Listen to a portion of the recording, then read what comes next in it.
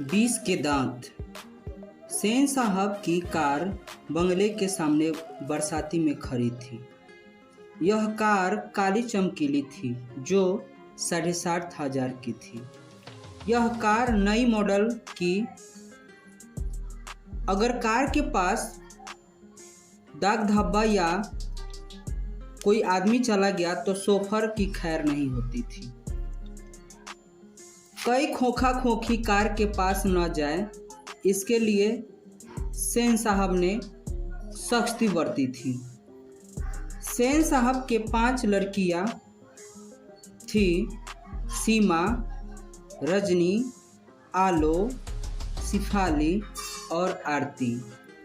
एक आंख का तारा, बुढ़ापे का सहारा, छोटा लड़का कासू था, जिसे प्यार से खोखा कहते थे। खोखा जीवन के नियमों के साथ घर के नियमों में अपवाद था, क्योंकि लड़कियां जो है कठपुतली समान थी। इन सभी पर नियम लागू थे, घर के सारे नियम लागू थे, लेकिन खोखा बिगड़ल लड़का था, उस पर कोई नियम नहीं था। सेन साहब का कहना था कि खोखा इंजीनियर बनेगा, इसके अलग से शिक्षा की व्यवस्था की जाए। सेन साहब अपने गेस्ट हाउस में दोस्तों के साथ मीटिंग कर रहे थे। तभी एक मित्र ने पूछा कि आपका लड़का क्या बनेगा। सेन साहब बोले कि अभी 5 साल का है, उसे इंजीनियर बनना है और वो बड़े बड़े बातें करने लगा है। और उनके रिश्तेदार थे, उनका लड़का बहुत समझदार था। सेन साहब डींग हाँक रहे थे कि मेरा लड़का अभी से ये करेगा, अभी से गाड़ी के बारे में हर चीज़ जानता। मैंने बड़े बड़े बात करने लगे थे सेन साहब। तभी बाहर से शोरगुल का आवाज़ सुनाई देने लगा। सेन साहब बाहर आए तो देखे कि शोफर और एक औरत आपस में उलझ रहे थे। शोफर बोला सेन साहब से, यह लड़का गाड़ी के छू रहा था, मना करने पर वो मुझे मारने दौड़ा और उसकी माँ मुझसे लड़ने लगी। तभी सेन साहब बोले, मदन की माँ, इसे ले जाओ और ध्यान में रखो कि ऐसी गलती फिर न करे। मदन की माँ मदन के घुटन को खून पोंछती हुई चली गई, क्योंकि ड्राइवर उसे धक्का दे दिया था और उसका घुटन फूट गया था। मदन सेन साहब के फैक्ट्री के किरानी का बेटा था। अचानक गाड़ी के पीछे खटखट की आवाज़ आई। तभी सेन साहब और ड्राइवर देखा कि खोखा गाड़ी के हेडलाइट तोड़ चुका था। सेन साहब अपने मित्र से बोला कि खोखा इंजीनियर बनना चाहता है, इसलिए अभी से ये तोड़फोड़ करके देखता है कि इसके अंदर क्या है। थोड़े देर बाद वह गाड़ी को पंक्चर कर देता है खोखा। सब दोस्त चले जाते हैं। तब सेन साहब ने गिरधर को बुलाने का आदेश देते हैं। गिरधर सेन साहब के किरानी था। वह आउट हाउस में रहता था। थोड़ी देर बाद सेन साहब के पास गिरधर आया और सिर झुकाकर खड़ा रहा, जैसे कि खूनी कैदी खड़ा रहता है। सेन साहब बोला, देखो गिरधर, तुम्हारा बेटा मदन आजकल बहुत बिगड़ गया है। हम तुम्हारी भलाई चाहते हैं। अगर आइंदा ऐसी गलती करेगा तो ठीक नहीं होगा।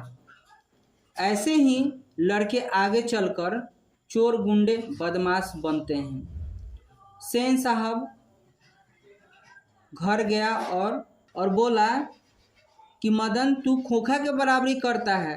गिरधर बोल रहा था कि मदन, तू खोखा के बराबरी करता है, तेरी औकात है, हम गरीब आदमी कैसे उसकी बराबरी कर सकते हैं। अगले दिन मदन गली में आवारा लड़का के साथ लट्टू नचा रहा था। तभी खोखा आया और रोब से बोला, अबे लट्टू मुझे दो, मैं भी खेलूँगा। मदन बोला, अबे जा अपने बाबा के मोटर कार पर बैठ। उसके बाद खोखा मदन पर हाथ छोड़ देता है। मदन भी खोखा को खूब करता है। यह लड़ाई हड्डी और मांस की, बंगले के पीले और गली की कुत्ते की लड़ाई थी। खोखा के मदन ने 2 दांत तोड़ दी।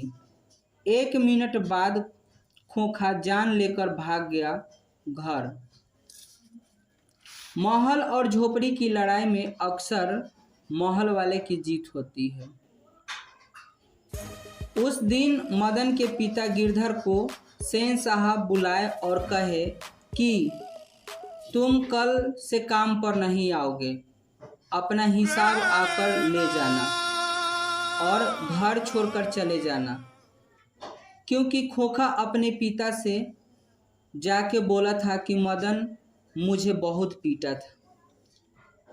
रात के 9 बज गए थे, मदन अभी तक घर नहीं आया, क्योंकि उसे डर था कि आज पिताजी नहीं छोड़ेंगे, बहुत पीटेंगे। रात बहुत हो गई थी। मदन दबे पांव बरामदे में सोने के लिए चला। अचानक उसकी पैर लोटे से टकराए और टन से आवाज आया। जैसे आवाज आई तो उसके माँ और पिताजी सामने आकर खड़े हो गए। मदन सोचने लगा, आज नहीं छोड़ेंगे पिताजी। उसके पिताजी जैसे जैसे उसके पास जा रहे थे, मदन के अंदर से एकदम डर बना हुआ था। पिताजी मदन के नज़दीक पहुँचे। मदन जो है अपनी आंखों को बंद कर लिया। अचानक उसके पिताजी उसे गोद में उठा लिए और खूब प्यार किए, जैसे मानो कि जिंदगी में कभी ऐसे प्यार नहीं किए थे, और बोले गिरधर मदन से कि शाबाश बेटा, एक तेरा बाप है और एक तू है कि खोखा के 2 दांत तोड़ दिए। हा हा हा हा हा।